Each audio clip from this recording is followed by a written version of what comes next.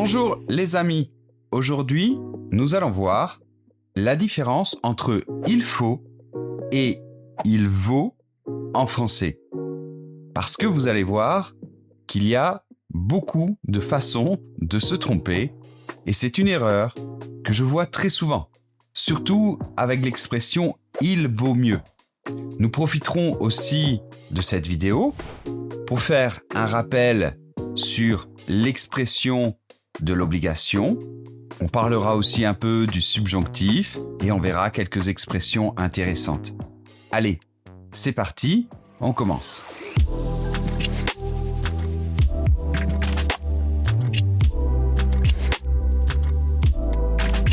On commence donc avec « il faut ».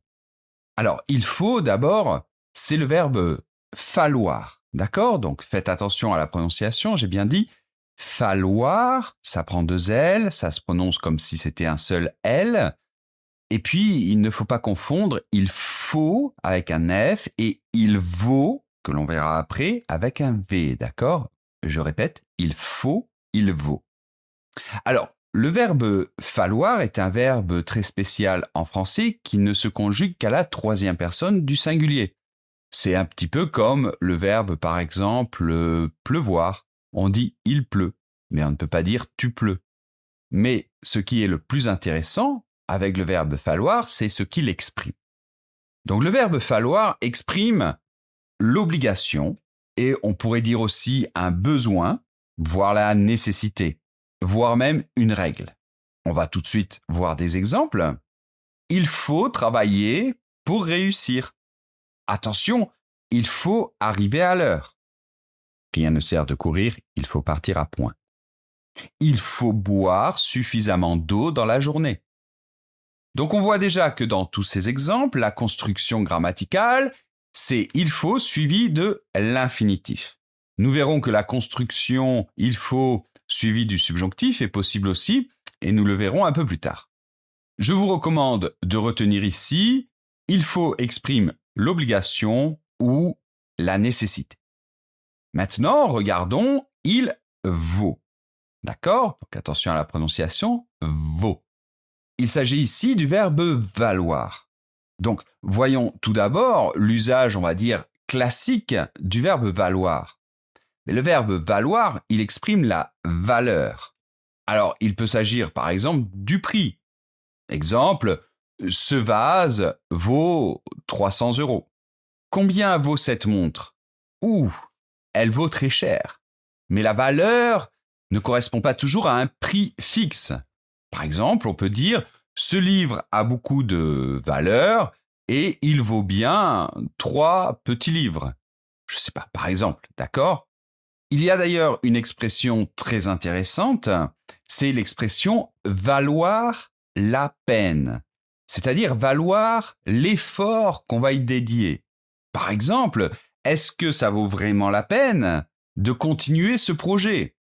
Ah oui, je pense que oui, on va s'efforcer, mais ça vaut le coup, ça vaut la peine.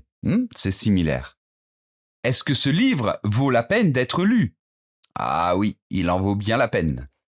Ou au contraire, il y a 3 heures de queue, je crois que ça ne vaut pas la peine d'attendre. C'est une expression extrêmement utilisée par les Français.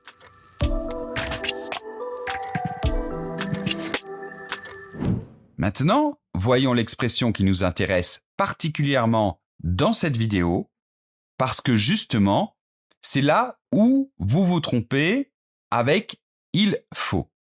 C'est l'expression « il vaut mieux ». Alors, avec « il vaut mieux », on va exprimer une préférence ou un conseil. On indique qu'une solution semble meilleure qu'une autre. Voyons bien évidemment des exemples. Il vaut mieux étudier un peu chaque jour que une seule fois le week-end. Il vaut mieux partir tôt si vous ne voulez pas être en retard. Il vaut mieux réserver avant de venir. Vous voyez, dans tous ces exemples, il ne s'agit pas d'une obligation, il s'agit plutôt de conseils, de recommandations. Donc maintenant, arrêtons-nous sur la différence entre « il faut » et « il vaut mieux ». car c'est justement là que beaucoup d'étudiants se trompent, même à un niveau élevé de français. Donc comparons maintenant ces deux phrases. Il faut acheter un billet d'entrée et il vaut mieux acheter un billet d'entrée. Dans la première, on sent qu'il y a une obligation, c'est-à-dire que si vous n'achetez pas une entrée, un billet d'entrée, vous n'allez pas entrer tout simplement. D'accord ? Dans la deuxième, en revanche, comme j'ai dit, il vaut mieux, il semblerait que ce soit une solution meilleure, mais pas la seule. Et donc, il semblerait, à entendre ça, que on puisse choisir entre acheter un billet et, par exemple, ça va plus vite, on n'a pas besoin de faire la queue, et ne pas acheter de billet, et alors, ce sera certainement moins bien. Mais on peut quand même entrer, d'accord ? Donc la première phrase avec il faut exprime une obligation, alors que la deuxième phrase va exprimer plutôt une recommandation. De plus, avec il vaut mieux, souvent on a une comparaison. Alors soit elle est explicite, soit implicite. Mais on pourrait dire par exemple, il vaut mieux boire de l'eau, tout court, ou il vaut mieux boire de l'eau que du vin. Et là, on a une véritable comparaison explicite. On ne pourrait pas avoir cela avec il faut. Ou alors ce serait différent. Ce serait par exemple, il faut boire de l'eau et vous ne pouvez pas boire du vin. Vous voyez ? Voyons d'autres exemples. Il faut arriver à l'heure, il vaut mieux arriver à l'heure. Dans le premier cas, il semblerait que si vous n'arrivez pas à l'heure, vous allez tout simplement pas pouvoir, prendre l'autobus. Et dans le deuxième cas, il vaut mieux, mais il semblerait qu'il y ait d'autres solutions alternatives. Peut-être qu'il y a un autre autobus qui passe après. Donc retenez, il faut, c'est l'obligation, voire la nécessité. Il vaut mieux, ce serait plutôt la préférence, un conseil, une recommandation.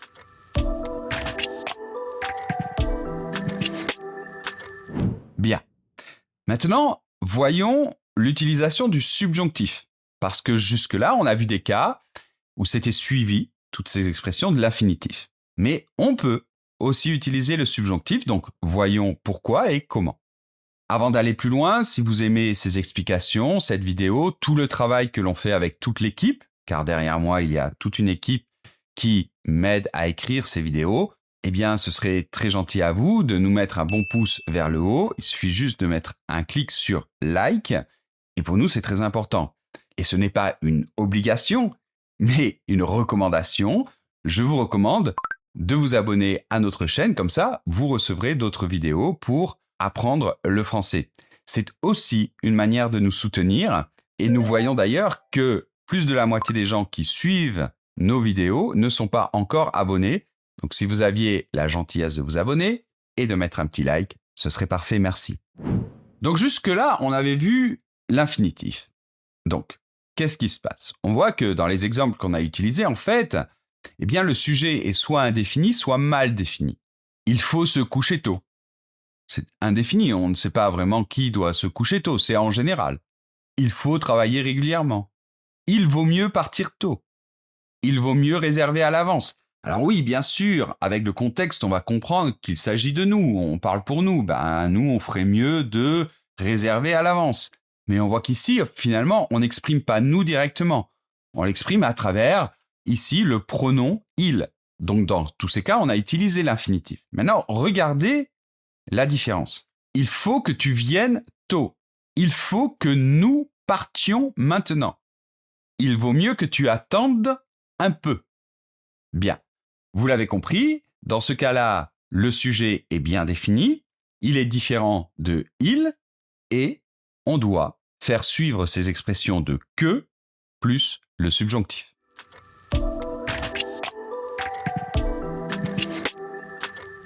Et maintenant, je vous propose de voir d'autres manières d'exprimer l'obligation ou de donner un conseil.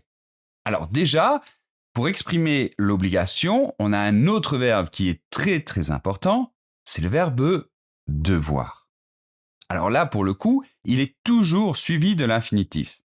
Voyons des exemples. Tu dois te lever tôt. Tu dois appeler ta mère aujourd'hui, c'est son anniversaire. Nous devons partir, on se revoit demain. Si on veut exprimer la même idée que il faut, c'est-à-dire général indéfini, eh bien, on peut tout simplement utiliser le pronom on. On doit se lever tôt si on veut être en forme. Donc là, ça peut être général, d'accord? Une idée générale. Donc finalement, si on veut exprimer quelque chose d'indéfini, on peut utiliser il faut, par exemple, il faut manger sain pour être en forme, et on peut aussi utiliser on doit. On doit manger sain pour être en forme. Dans ce cas-là, il est préférable d'utiliser il faut, c'est plus naturel. Et si on veut exprimer le sujet, on peut dire il faut que tu plus subjonctif ou tu dois plus infinitif. Il faut que tu te lèves tôt demain, tu dois te lever tôt demain. Et maintenant, voyons d'autres façons de donner un conseil autre que il vaut mieux. Alors, très souvent pour les conseils en français, on va utiliser le conditionnel. Par exemple, tu devrais te lever tôt demain, c'est préférable, tu as un examen. Et très souvent, on utilise si j'étais toi, je ferais cela. D'accord? Pour donner un conseil. À la place de si j'étais toi, on peut dire aussi à ta place. À ta place, je ferais ceci, je ferais cela. On peut aussi utiliser l'expression il est préférable que.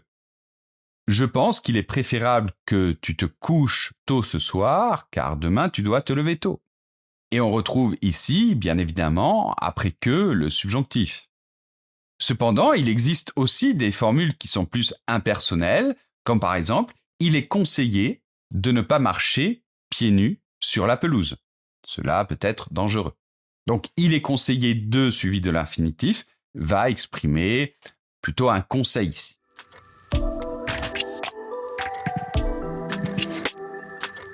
Allez, on va terminer avec un petit test. Je vais vous proposer 3 petits exercices et on va voir si vous êtes capable de répondre à ces questions. Premier exercice, vous êtes dans cette situation. Vous allez donner un conseil à votre ami par rapport à son travail, son patron.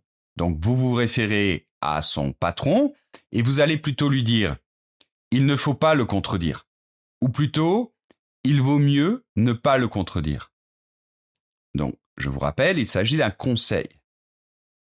Eh bien, le plus naturel ici, ce serait plutôt la deuxième formule « il vaut mieux ne pas le contredire ». D'accord ? La première n'est pas fausse grammaticalement, mais c'est plus naturel ici si c'est un conseil, la deuxième. Maintenant, vous allez expliquer une règle pour un examen. Vous allez dire « il faut faire l'examen en moins de 30 minutes » ou « il vaut mieux faire l'examen en moins de 30 minutes ». Très bien, vous l'avez compris, c'est la première formule qui est la correcte, parce que là, c'est une obligation, d'accord? C'est une règle. Donc, il faut faire l'examen en moins de 30 minutes, et vous n'avez pas le choix. C'est pas un conseil, c'est pas une option.